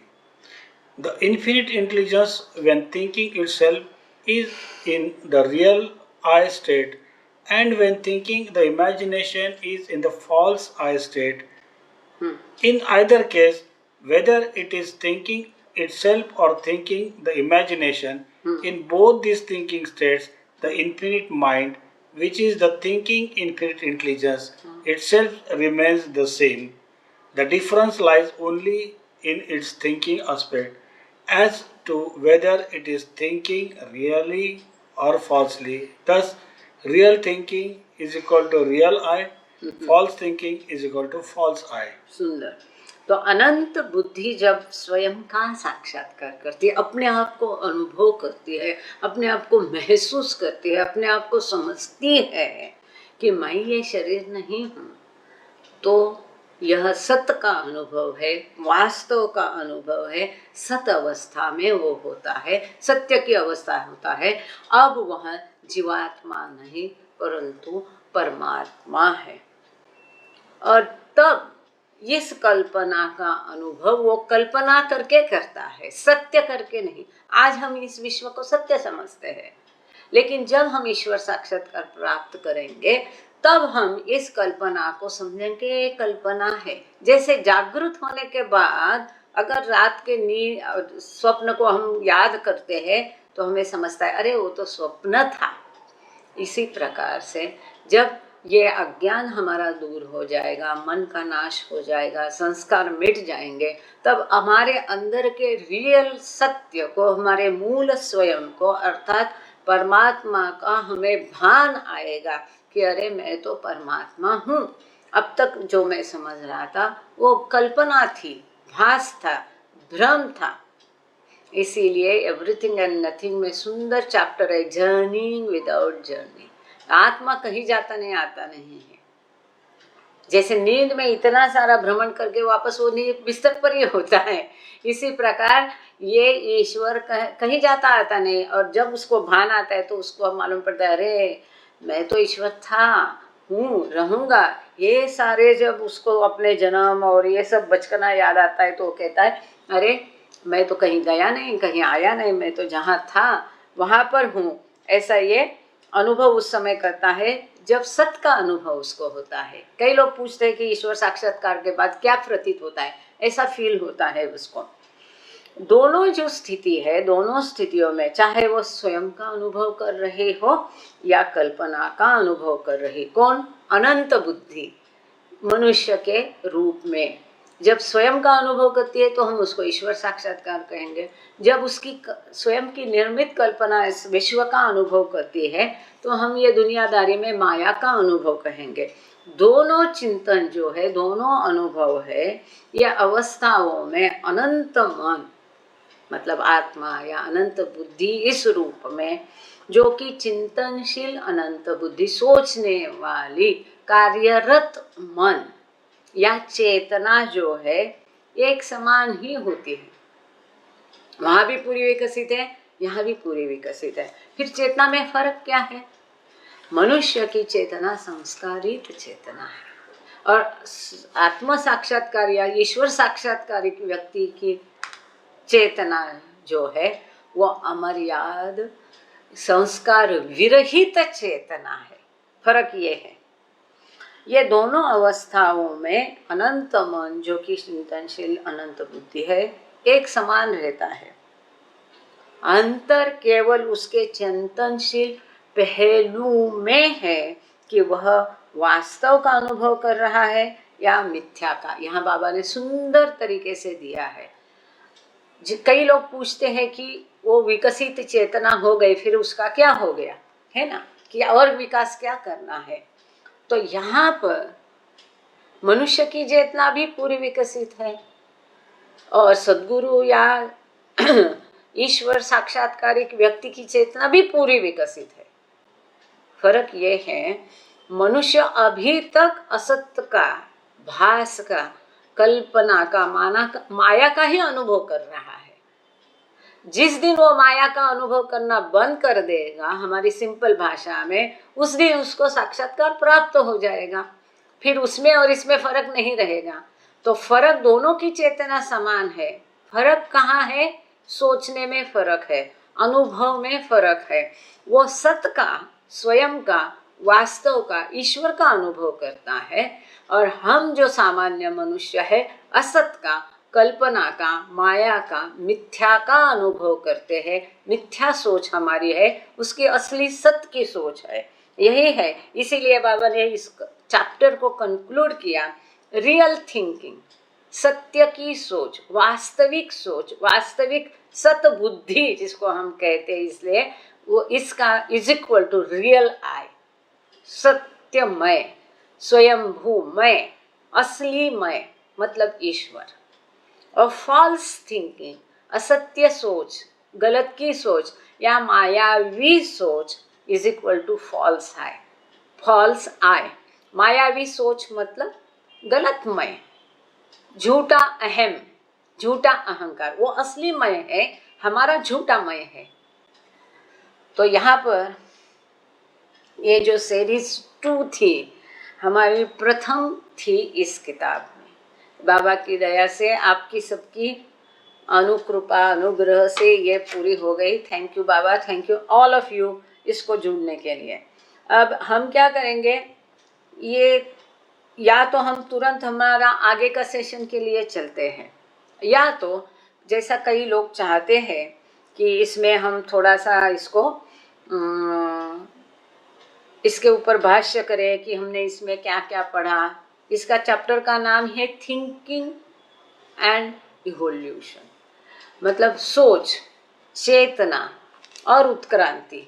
तो इसमें रूपों की चेतना कैसी, विकास कैसे, उत्क्रांति कैसी होती है, सोच या मन या थिंकिंग की चेतना या विकास कैसा होता, उत्क्रांति कैसी होती है, थिंकिंग या सोच के या चेतना के विभिन्न प्रकार कौन से हैं, चेतना का विकास, चेतना की उत्क्रांति कैसी होती है, और इसकी अवस्थाएं क्या होती है, फिर थिंकिंग की क्या क्या प्रकार होते हैं। इसी प्रकार से वो जागरूकता, तार्किकता, इंस्पिरेशन, इमेजिनेशन और जो चैतन्य का विकास कैसा होता है, उसमें अहंकार की भूमिका, अहम की भूमिका क्या होती है, ये सब हमने इस चैप्टर में देखा है। और अवेयरनेस, इंस्टिंक्ट और रियलाइजेशन या इंस्पिरेशन के बारे में देखा है। साथ ही में इस कल्पना का, भास का अनुभव, सत्य और असत किस प्रकार से करता है, ये सब हमने इसमें देखा है। अब आप में से किसी को हम रिक्वेस्ट करेंगे कि आगे आके थोड़ा सा आज के बारे में या इसके पहले भी हमने जो किया है इसके बारे में थोड़ा भाष्य करेंगे तो बड़ी मेहरबानी होगी। जय बाबा। सुरेश वर्मा जी, मैं आपको आमंत्रित करती हूँ। आपने पिछले बार भी हिंदी में अच्छा कंक्लूड किया था, आप लोगों का काफ़ी अभ्यास है। अच्छा, तुमसे नहीं बैठा जा रहा है, ओके, थैंक यू। सूझ गए एकदम। हाँ, अरे एकदम सूझ गए फिर। एनीवे, थैंक यू, तुम जाओ, अभी हम संभाल लेंगे। और सुरेश वर्मा जी को हम आमंत्रित करते हैं। साथ ही में मैं और एक घोषणा यहाँ करना चाहती हूँ, इसके बाद में हम सीरीज 3 लेंगे नहीं, किंतु एक छोटा चैप्टर है, चंद पन्नों का, मतलब 2 पन्नों का केवल है, पर महत्वपूर्ण है। इसको पढ़ने के बाद हमको पहली सीरीज समझ में आएगी, इसलिए हम सीरीज 4 है जिसका हेडिंग है thinking as creating and realizing. वही सोच, वही चेतना जो निर्माती भी है, अनुभव करती भी है। तो इसको हम पढ़ के 2 पन्ने, फिर हम सीरीज 1 जाएंगे। Is that okay for all? यहीं पे मुझे मालूम करने दो। जय बाबा। Okay, thank you, thank you, thank you. जय बाबा। अब क्या सुरेश वर्मा जी चाहते हैं वो करेंगे कंक्लूड? जय बाबा, थोड़ा आज का सेशन और अभी तक का इस चैप्टर के बारे में, क्योंकि इन लोग हिंदी के भी पन्ने पढ़ते हैं, इंग्लिश के भी पढ़ते हैं, रोज़ इनके 2-2 सेशन होते हैं, उसमें भी ये चर्चा करते हैं इसके ऊपर। तो मैं चाहती हूँ गांगड़े सर, सुरेश वर्मा जी, यहाँ थोड़ा सा मेरा आज प्रॉब्लम है लैपटॉप का, मैं देख नहीं पा रही हूँ। जय बाबा। हाँ, है सुरेश वर्मा जी है, गांगड़े सर तो है ही हमारे, करेंगे ही, विठल काळजे भाऊ भी है। जय बाबा। कौन करना चाहता है वॉलंटरीली कंक्लूड इसको? जय बाबा, जय बाबा। अरे हाँ, इसको मुझे खोलना पड़ेगा नहीं क्या? ओह, आई एम सॉरी। जय बाबा। वर्मा सर। जी दीदी, जय बाबा। जय बाबा। क्यों इतना देर लगाए? जय बाबा। दीदी वो जी, माइक ऑन नहीं था ना दीदी, माइक ऑन नहीं था, हाँ, आपकी पर तरफ से माइक ऑन नहीं था ना दीदी। करेक्ट है, लेकिन ऐसे में आप थोड़ा अपना वीडियो चालू करके मुझे जी जी। ओके। तो अभी थोड़ा सा आज का जो है हमने पढ़ा, और ये पूरे चैप्टर के बारे में आप थोड़ा सा संक्षेप में बताएंगे? हाँ दीदी, थोड़ा सा जहाँ से सुना था वहाँ से बता सकते हैं, थोड़ा सा ठीक इसमें है, प्रयास बाद में करेंगे। मैं गांगड़े सर और अक्का को भी बोलते हाँ तैयार हाँ रहिए। 5-5 मिनट जी तीनों दीदी। लोग बोलेंगे। जय बाबा। अरे हम तो 1 ही मिनट बोल पाएंगे दीदी, ज्यादा नहीं बोल पाएंगे। ये आपने जो 777 उपलोक की बात की थी, हम्म, तो जो जैसे हमारा गॉड स्पीक्स में दिया था कि 5 लोक हैं, 5 लोक में जैसे ग्रॉस वर्ल्ड है हमारा, और सटल वर्ल्ड है, और मेंटल वर्ल्ड है, और फिर वो रियल वर्ल्ड है जो है, यानी स्थूल जगत है, सूक्ष्म जगत है, मानसिक जगत है, और यथार्थ जगत है। तो स्थूल जगत के यानी ग्रॉस वर्ल्ड के और सूक्ष्म जगत के बीच में 7 जो है हमारे, ये उपलोक हैं, 7 उपलोक हैं। और सूक्ष्म जगत के और मानसिक जगत के बीच में 7 उपलोक हैं, और यथार्थ जगत और मानसिक जगत के बीच में भी 7 उपलोक हैं। तो ये इस प्रकार से बाबा ने यहाँ पे बताया था कि ये जो है 7 यानी 7 त्रिजा 21 उपलोक हैं, इनको मिश्रित उपलोक का नाम दिया है। यानी 5 उपलोकों का यहाँ पे दिया है। हम लोग जनरली पढ़ते हैं स्थूल जगत, सूक्ष्म जगत और मनोजगत, फिर यथार्थ जगत के बीच में पढ़ते हैं। लेकिन अक्सर बाबा ने यहाँ पे जो गॉड स्पीक्स में पूरक में 273 पे दिया हुआ है, उसमें एक मिश्रित उपलोक का भी जिक्र किया था। मिश्रित उपलोक एक्चुअल में कोई ऐसा वो है नहीं लोक, लेकिन वो कई लोकों से मिलकर के बना है। स्थूल और सूक्ष्म के स्थूल और सूक्ष्म के बीच में वो हमारे 7 उपलोकों का है। सूक्ष्म और मनो के बीच में 7 उपलोक हैं, और मनो और यथार्थ के बीच में 7 उपलोकों का है। तो ये सिलसिला इसमें दिया था। दूसरी चीज जो एक चीज समझ में नहीं आई थी, हमें नहीं आई थी, कि जैसे इसमें जो क्रांति का जैसे ओम पॉइंट का जिक्र दिया है, वो सीधे बियॉन्ड गॉड स्टेट से दे दिया है। जबकि हमारी गॉड स्पीच के मुताबिक हमारी बियॉन्ड गॉड स्टेट में कोई भी हलचल नहीं है। अगर हलचल है तो परमात्मा की स्टेट नंबर 2 में हलचल है, यानी वो परब्रह्म अवस्था में हलचल है। और उसमें दिया था कि अगर परमात्मा सदगुरु की स्थिति में भी है तो भी वो बियॉन्ड स्टेट का वर्णन नहीं कर सकता है। तो पर ब्रह्म यानी बियॉन्ड गॉड स्टेट का जो जिक्र है, स्टेट नंबर 1 है, यानी कि वो अवस्था नंबर 1 है, उसमें कोई हलचल नहीं। लेकिन उसके बाद में जो स्थिति नंबर 2 आती है हमारी परब्रह्म की अवस्था, वहां से हमारे क्रिएशन पॉइंट की स्टार्टिंग है, ओम बिंदु की शुरुआत है। और वो जो है वहां पे ही मैं कौन हूं का प्रश्न जागृत होता है। और ये प्रश्न जो है हमारा जो मिल जाता है प्रश्न का उत्तर कि मैं परमात्मा हूँ अवस्था का, जो अवेकन स्टेट में जो यहाँ पे दिखाया गया है, बताया गया है, वो वहाँ पे उसको सचेतन रूप में अपनी उस अवस्था का अनुभव करने लगता है।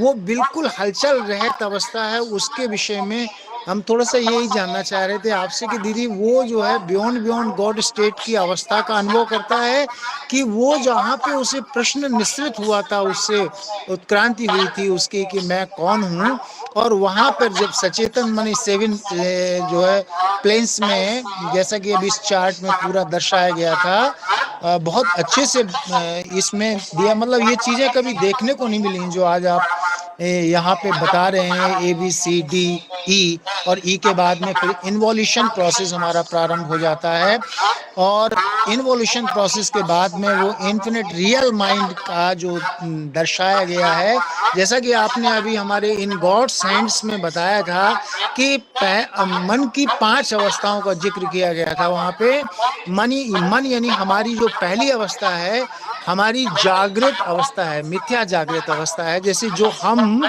4 चीजों का जिक्र आपने वहां पे किया है, एक तो स्वाभाविक प्रकाश का, स्वाभाविक अंधकार का, अस्वाभाविक अंधकार का, अस्वाभाविक प्रकाश का।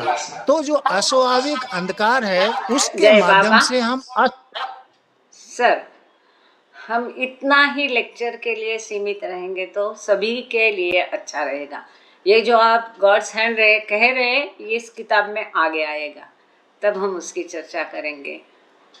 आज नहीं के दीदी, वो आपने कर दिया है। इन गॉड्स एंड जो आपने डिस्क्रिप्शन दे चुके हैं ना, उसका वो बताया था ना कि वो जो है हमने जो गहरी निद्रा अवस्था और जागृत अवस्था 5 नंबर का जो हम लोगों ने उसमें जिक्र किया था, वो आप बता चुके हैं पहले, फिर से आप रिपीट कर देंगे इसमें, वो और अच्छी बात होगी, हमारे लिए बेनिफिट की बात होगी। जय बाबा दीदी, थैंक यू। सॉरी दीदी, कोई गलती हुई हो तो मैं सभी प्रेमियों से और आपसे भी विनती करता हूँ। जय बाबा। नहीं नहीं, गलती कोई नहीं है, कोई यहाँ गलत नहीं है, सही नहीं है, लेकिन दो चीजें मैं यहाँ स्पष्ट करना चाहूंगी। आपने अच्छा ही कहा है, जो 5 जगत आप कह रहे ना, जहाँ बाबा ने मिश्र जगत कहा है, ये जो 21 है वही मिश्र जगत है, जिसको हमने कि पहले ही बोल दिया, स्थूल प्लस सूक्ष्म, सूक्ष्म प्लस मनो, मनो प्लस स्थूल, इन सब के उपजगत होते हैं 10 प्लस 30, ये और ये मिला के, इसलिए उसको मिश्र जगत कहा है। ये बाबा ने वहाँ पर भी क्लियर किया है कि इसको समझने के लिए एक खाने में इन उपजगत जो है, यहाँ पर बाबा ने डिवीजन शब्द उपयोग किया है। इन डिवीजन को, जैसे कि यहाँ सूक्ष्म के 14 जगत है, ये वो मिश्र जगत का भाग है। ये जो 21 है वो मिश्र जगत का भाग है। तो वो मिश्र जगत भी आगे बाबा ने रखे नहीं, क्योंकि उनको पता था कि हम तो अपना लड़ा के रहेंगे, इसलिए उन्होंने स्ट्रेट स्थूल सूक्ष्म मनो किया। समझ के लिए 3 जगतों में उनको समेट लिया उन्होंने। आगे रही आपकी बात परात्पर पर, इसको कृपा करके मैं पहले दिन से बता रही, हाथ जोड़ के फिर बताऊंगी। ये ABCD है, और बाबा को पता था कि ये लोगों के पल्ले नहीं पड़ेगा, इसलिए बाबा ने इसको प्रकाशित नहीं किया था। जब बाबा ने इस किताब को प्रकाशित किया तो इस रूप में किया ताकि लोग उसको थोड़ा कुछ हजम कर सके, समझ सके। गॉड्स पीस अगर हमने पढ़ी है, मुखोद्गत की है, तो वो भी बाबा की है। इसकी वो सुधारित आवृत्ति है जो कि लोगों को समझ में आ जाएगी, जहाँ की थिंकिंग ये शब्द कहीं भी नहीं है। तो इसके लिए अगर गॉड स्पीक मन में रख के इसको देखने जाओगे तो आप संभ्रमित जरूर होंगे, लेकिन वो मन में रख के भी इसका उत्तर आप पाने की कोशिश करोगे तो आपको वो और ये दोनों क्लियर हो जाएगा। जो परात्पर परब्रह्म अवस्था में आप कहते हैं, परात्पर परब्रह्म अवस्था में ही हलचल जब होती है, तो आप कोई भी किताब में ले लो, वही पॉइंट में ओम बिंदु है, वो एक अवस्था है, सब कुछ उसी के अंदर है, वही बाहर आ जाता है, इसको अलग कहने की जरूरत नहीं है। तीसरा महत्वपूर्ण मुद्दा आपने कहा कि साक्षात्कार के पश्चात उस अवस्था में आदमी जाता नहीं, लेकिन उस अवस्था का भान उसको रहता है। सद्गुरु हो, अवतार हो, उनको परात्पर परब्रह्म अवस्था का भान, जानकारी, मालूमात, अवस्था के बारे में सतर्कता, या सही शब्द शायद मैं नहीं कह पाऊंगी, ये किताब में बाबा की दिया है, आप खोजेंगे तो आप उसको पाओगे। अब मैं गांगड़े सर और मेहरांजलि बड़े, थोड़ा सा आप 2-2 मिनट बोलिए, देन सुनीता निगम जी कुछ कहना चाह रहे हैं, आप बोलिए दीदी। जय बाबा, जय बाबा, सुनाई दे रहे? जय बाबा दीदी कंटिन्यू। जय बाबा। हाँ, ये जो है, हमको छोटा सा मेरा क्वेश्चन है, जब हम गाढ़ निद्रा में होते हैं, गाढ़ निद्रा में जब होते हैं तो हम ईश्वर हैं, मतलब बंदा नहीं है, भगवान है, तो उस समय हमारी अवस्था जो है परात्पर पर ब्रह्म अवस्था होती है कि पर ब्रह्म अवस्था होती है?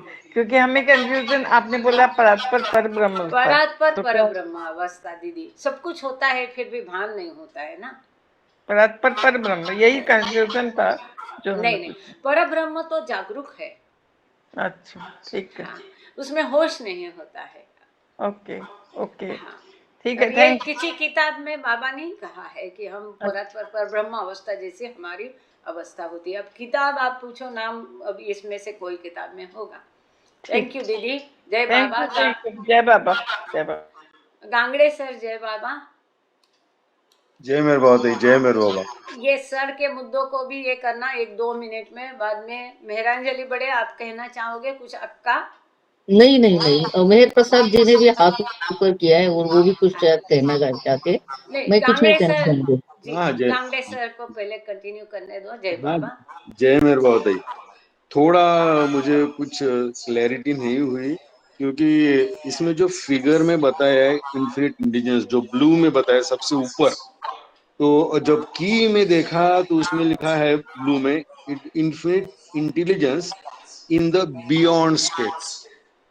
तो थोड़ा इसलिए मुझे, क्योंकि उसमें की में लिखा है infinite intelligence in the beyond state, जहां से एक ओम पॉइंट स्टार्ट किया गया है, तो थोड़ा इसलिए मुझे क्या, वो। एक मिनट सर, एक minute.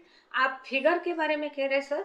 Yes yes yes correct. अच्छा, 4 नंबर फिगर के बारे में आप क्या कहना चाह रहे सर? बोलिए। हाँ उसमें मैं जो जाऊं नहीं, जरा, वो एक मिनट ना, वो पेज खोल दूं। 37 30, हाँ ओके। हाँ ये कहिए सर। ओके। हाँ हाँ, ये जो फिगर है जिसमें इन्फिनिट इंटेलिजेंस ब्लू में जो आर्क है, हाफ दिखा है ना ऊपर। हाँ हाँ बोलिए। हाँ, इसमें इन्फिनिट इंटेलिजेंस, जो की में लिखा है blue, infinite intelligence in the beyond state करके दिया हुआ है। और जहां से फिर नेक्स्ट इज ओम पॉइंट बताया, then A B C D E बताए हैं, तो हम्म, उसमें ब्लू में क्या लिखा है, infinite intelligence in the beyond state, ऐसा लिखा हुआ है की में। तो थोड़ा इसलिए मैं ठीक है ना, कंफ्यूज हो गया, ठीक वेदर है इट ना is sir. Whether it is हाँ, बियॉन्ड बियॉन्ड स्टेट और इन द बियॉन्ड स्टेट, ये थोड़ा अच्छा मुझे अच्छा। क्लियर नहीं हुआ, मुझे क्लियर गुड नहीं गुड, या very good point sir, very good point. आपने वो एडिटर की गलती निकाली है, तो सही है। It should be beyond beyond state या बियॉन्ड स्टेट, ठीक है। हुआ। क्योंकि जैसा अभी सुरेश वर्मा जी कह रहे कि हलचल मची और हम्म उसके पश्चात फिर वो बियॉन्ड स्टेट में आ गया, तो हम्म ये कहना चाह रहे होंगे।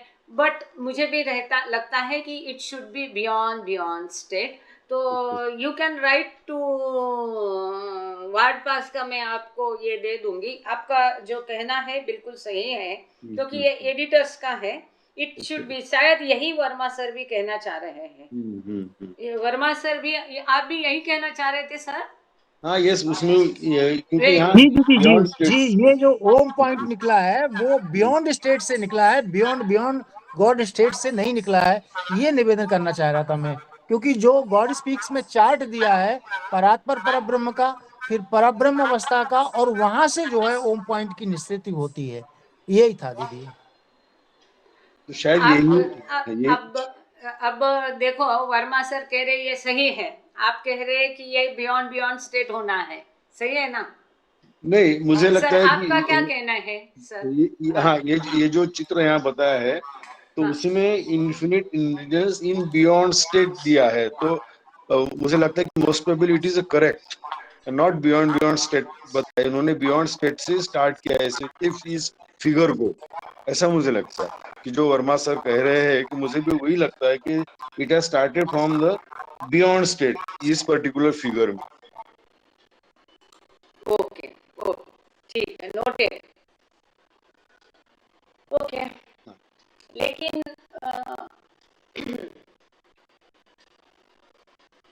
जहां तक मेरी समझ जाती है, वो जो परात्पर पर ब्रह्म अवस्था है, उसी में हलचल मची, और जो सब कुछ था उसी में था। यस, और जितना हम क्रिएशन एंड कॉजेज में देखे हैं, या वहां पर ये चित्र देखे हैं, यहाँ पर हर जगह वही दिया है कि वो एक बिंदु है। इसीलिए जब स्लाइड बनाते ना ये लोग, तो मैं हमेशा बोलती कि अंदर पॉइंट नहीं दिखाना, वो आर्क के बाहर दिखाना। वो ये बिंदु है जो उसको मन में हलचल उठने के बाद का, इसलिए ये श्वेतांबरी ने एक, अभी तो ढूंढना मुश्किल है, 2 मिनट ही बचे हैं, लेकिन उसमें इसको बहुत सुंदर चित्रित किया। मैं भी अगली स्लाइड में हम दिखा पाएंगे, देख लीजिए।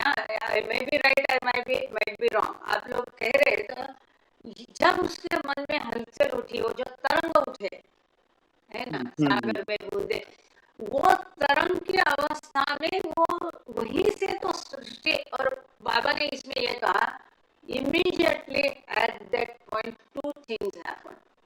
उसी समय में सृष्टि की निर्मिति और परमात्मा दोनों एक साथ बाहर आए। सो परमात्मा से सृष्टि निकली, ये मुझे तो हजम नहीं हो रहा है, लेकिन आप लोगों का ऐसा कहना है तो ठीक है। सही। फिगर 4 जो है उसका जो डिस्क्रिप्शन दिया है इसमें से थोड़ा उस तरह से लिखा है। देखिए ऑन Yes, beyond state लिखा है।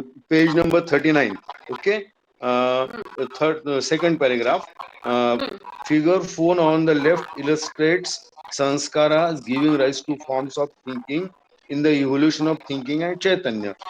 Thinking and chaitanya originate in the original beyond state of the infinite intelligence and from the progress through the various kingdoms of evolution A to D. तो वहां भी वही वर्ड आया है।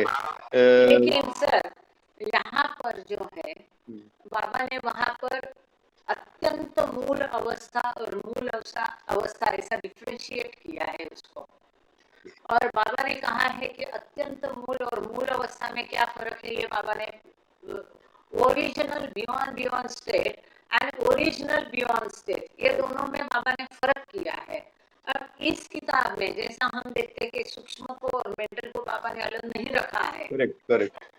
तो उसी प्रकार से very liberally this word original beyond state is beyond God state, ऐसा मैं मानती हूँ। हो सकता है कि दोनों में भी उन्होंने only one thing one word use किया है, beyond as well as beyond के लिए भी उन्होंने यानी एक ही यूज किया हो सकता है। लेकिन अभी हमको थैंक यू वर्मा सर, गंडे सर, सुनीता दीदी, बहन प्रसाद, आपका सवाल शायद हमने सुन लिया है। अभी प्रार्थना की ओर चलते हैं। Thank you all of you. अवतार मेहर बाबा की जय। थैंक यू बाबा, जय बाबा। प्रार्थना दोनों सर में से कोई एक प्रार्थना शुरू हो जाओ जल्दी से। जय बाबा। अवतार मेहर बाबा की जय। हे परवरदिगार, सबके राखनहार और सबकी रक्षा करने वाले, तुम्हारा कोई आदि नहीं है और न तुम्हारा कोई अंत है।